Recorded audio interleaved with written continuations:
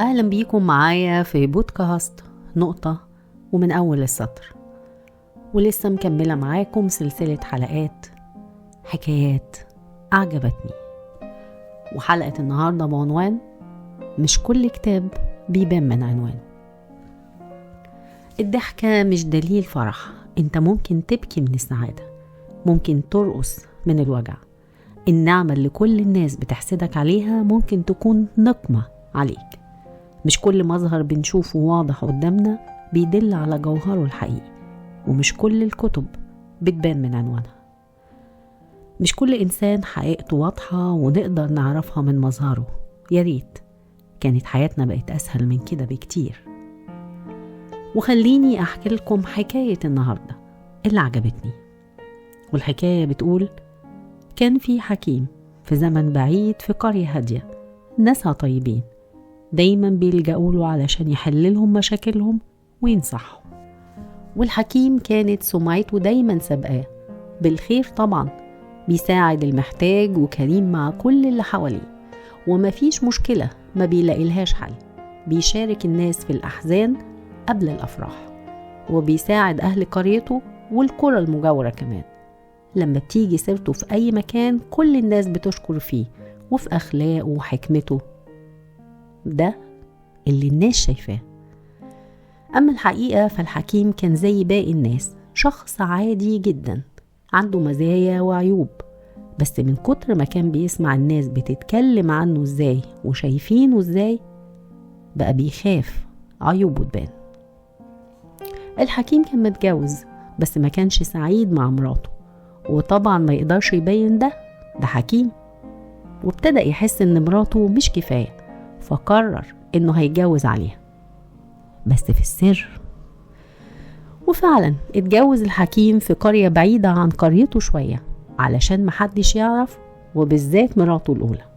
وابتدأت مراته الأولى تحس بتغيير جوزها وغيابه الكتير بدون أسباب مقبولة، وطبعا لأنها ست وتقدر تحس كانت شبه متأكدة إنه اتجوز عليها، بس ما عندهاش أي دليل، لكن الشك كان هيموتها.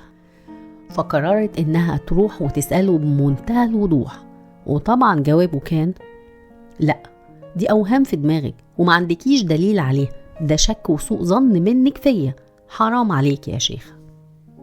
حكيم بقى. وتحاول مراته الأولى تكذب نفسها بس مش قادرة، وبرضه ما عندهاش أي دليل، وحياتهم اتحولت لجحيم. هي شاكة فيه وهو بيكذب عليها وبيأكد لها إنها موهومة وسيئة الظن، ويقوموا ويناموا في نكد طول الوقت. وطبعا ده ما كانش مدي للحكيم فرصة إنه يتحرك بحريته، خايف من مراته الأولى طبعا. ففكر في حيلة تخلصه من النكد والمشاكل اللي بقى عايش فيها على طول، وقدر بأعجوبة يقابل مراته التانية، وطلب منها انها تروح لمراته الأولى وتطلب منها انها تساعدها وترتب لها ميعاد معاه علشان يساعدها في مشكلتها اللي هي ايه بقى؟ انها يا عيني شاكة ان جوزها اتجوز عليها ومش عارفة تعمل ايه. وفعلا راحت مراته التانية لمراته الأولى وحكت لها مشكلتها، وطلبت منها انها تساعدها تقابل الحكيم.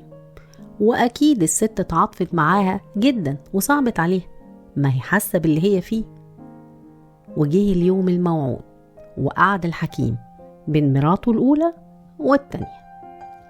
وابتدأت التانية تشتكي وتقول: أنا يا سيدي الحكيم شك أن جوزي اتجوز علي لأنه اتغير وبقى يخرج كتير، ومش عارفة أعمل إيه، وخاصة إن أنا سألته وقال لي إنه ما اتجوزش ولا حاجة وإني ظلماه، وللأسف ما عنديش أي دليل، بس مش قادرة، الشك هيموتني، دلني يا حكيم أعمل إيه؟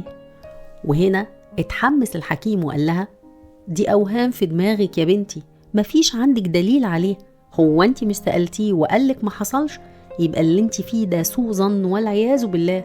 استغفري ربنا وبعدي الشيطان ده عنك. حرام عليك تظلمي جوزك وتخربي بيتك بدون داعي ما دام ما عندكيش دليل. شكك في جوزك ده ظلم بين، زي ما مراتي ظلماني وشك فيا هي كمان. وبص لمراته الأولى وقال لها: وأنا قدامك أهو، أقسم بالله العلي العظيم لو كانت ليا زوجة تانية خارج البيت ده فهي طالق ومحرمة عليا.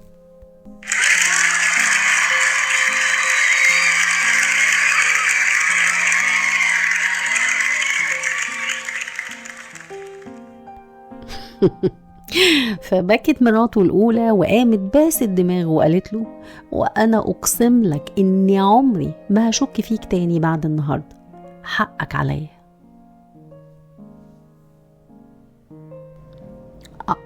انتوا لسه مستنين نهاية الحكاية؟ طيب، وهنا بتنتهي حكاية الحكيم ومراته الأولى والتانية. والحقيقة أنا مش عارفة أقول إيه، ومش قادرة أحدد الحكمة من الحكاية دي إيه بالظبط. هي فيها أكتر من حكمة، بس فيها وجع أكبر. بيقولوا المظاهر بتخدع، مش بس المظاهر اللي بتخدع، المناصب بتخدع، النعم بتخدع، المثالية المبالغ فيها برضو بتخدع. كنت أتمنى يكون في تكملة لحكاية الحكيم ونعرف عايش قد إيه بيخدع مراته الأولى، ويا ترى مراته التانية كانت سعيدة وواثقة فيه ولا خايفة طول الوقت يعمل فيها اللي عمله في الأولى. أسئلة كتير ما تجاوبش عليها في الحكاية دي، بس أهم سؤال كان نفسي أعرف إجابته هو: يا ترى الحكيم كان سعيد بعد اليوم ده؟ يا ترى كان عنده القدرة إنه يبص في عين مراته الأولى والتانية عادي كده ولا إيه؟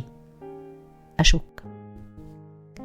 أنا عن نفسي ما أعتقدش إنه كان سعيد، وأتوقع إنه أكيد في النهاية خسر الاتنين، وخسر مكانته عند الناس. كان هيجرى إيه لو صارح مراته الأولى قبل ما يتجوز؟ وكان ممكن هما الاتنين يحاولوا يوصلوا لحل لمشكلتهم، قصدي مشكلته إنه كان حاسس إنها مش كفاية بالنسبة له. ما هو حكيم بقى، مش كان أفضل؟ كان يمكن يقربوا من بعض ويلاقوا حل، أو كان ممكن يبعدوا كل واحد فيهم يبدأ حياته من جديد. ما كانش هيبقى عيب ولا حاجة. بس الحكيم كان خايف، كان خايف يكون شخص عادي كده زي بقية الناس. طب إزاي وهو الحكيم اللي بينصح الناس ويحل مشاكلهم؟ إزاي يبقى عنده مشكلة؟ إزاي وكل الناس شايفاه في مكانة عالية قوي؟ لا لا لا، ما كانش ينفع يكون صريح، كان لازم يخبي. يا ترى انتم ايه رأيكم؟ وكنتم تحبوا النهاية تكون ايه؟ وايه السؤال اللي كان نفسكم تلاقوا له إجابة في الحكاية دي؟ يا ريت تشاركوني بآرائكم في التعليقات. أي إنسان بيحاول يبين نفسه قدامك بصورة مثالية مبالغ فيها، يعني ما عندوش عيوب خالص، تأكد إن مش دي حقيقته. الإنسان اللي بيستغل منصبه أو ذكائه ومكانته عند الناس علشان يتلاعب بيهم ويوصل لأهداف شخصية، هو بيكذب على نفسه قبل الناس. ومهما طال الوقت حقيقته هتبان، ومهما كسب مكاسب مادية أو معنوية بتبقى مكاسب ملهاش طعم ولا قيمة، وأكيد هيخسرها، لأنه بينه وبين نفسه هو عارف هو إيه، وده كفاية. في نهاية حلقة النهاردة أنا عندي سؤال لحضراتكم. في حكاية الحكيم كل الأبطال غلطانين، بس من وجهة نظركم مين اللي غلطوا أكبر؟ الحكيم ولا مراته الأولى ولا التانية ولا أهل القرية؟ في انتظار إجابتكم، وشكرا. ونقطة ومن أول السطر، كنت معاكم أنا سلوى، وده بودكاست نقطة ومن أول السطر.